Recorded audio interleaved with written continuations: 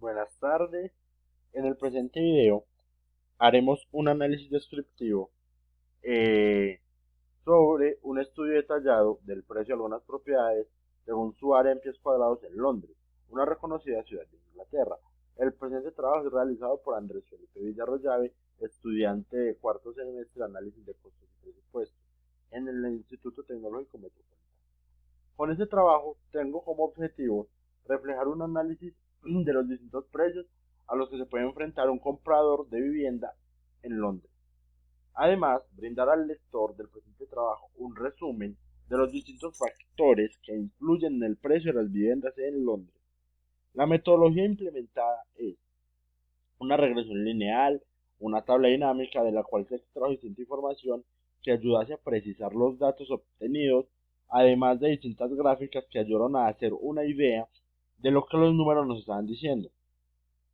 En primer lugar, con la regresión lineal, vemos cómo tiene un coeficiente de correlación del 66.77%, lo cual da idea de una regresión medianamente confiable, porque el porcentaje está por encima del 50%, aunque le hace falta para llegar al 100%, podríamos decir que los datos se encuentran medianamente estables y nos permiten hacer una idea. Por su parte, el ajuste R cuadrado es del 44.58%, lo que da idea de unos datos poco dispersos.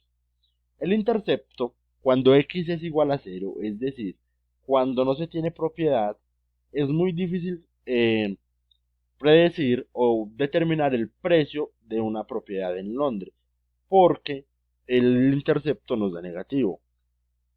Por otro lado, la pendiente nos dice que por cada valor que aumente el área de la propiedad, el precio aumentará en 1.109,7 euros.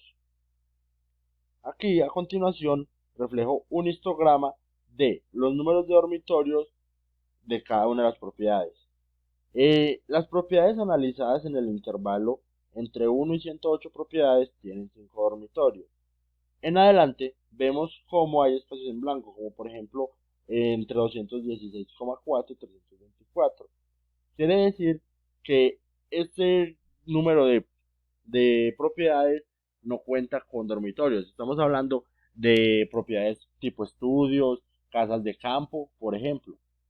A continuación vamos a ver unas tablas que nos permiten hacer una idea de cómo se comporta el tipo de propiedad con el número de baños.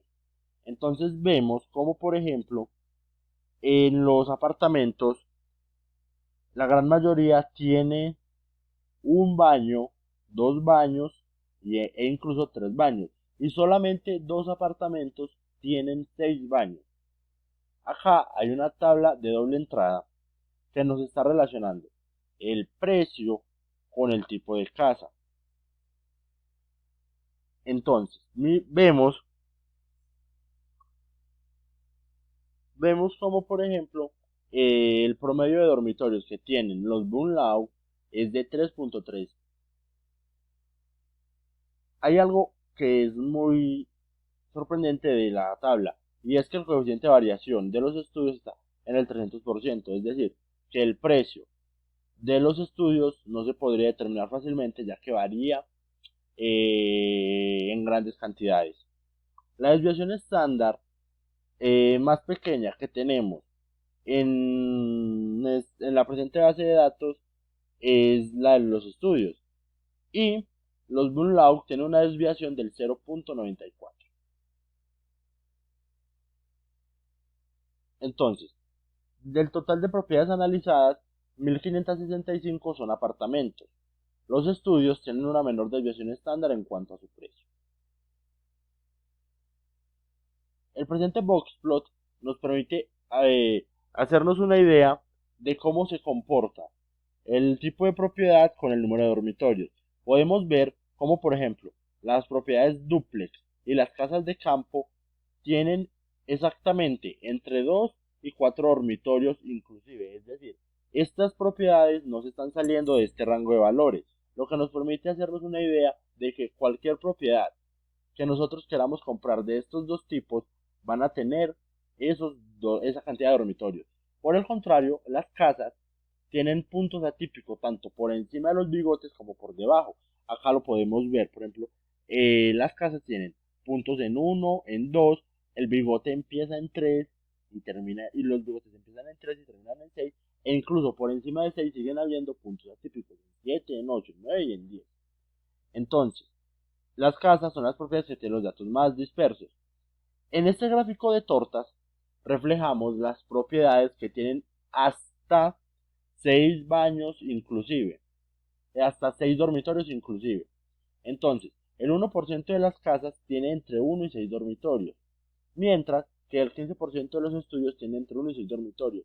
Pero la gran mayoría de los penthouse, por obvias razones, tiene más de 6 dormitorios. Esto por ser propiedades mucho más grandes y que únicamente compran las personas que tienen ciertas cantidades de dinero.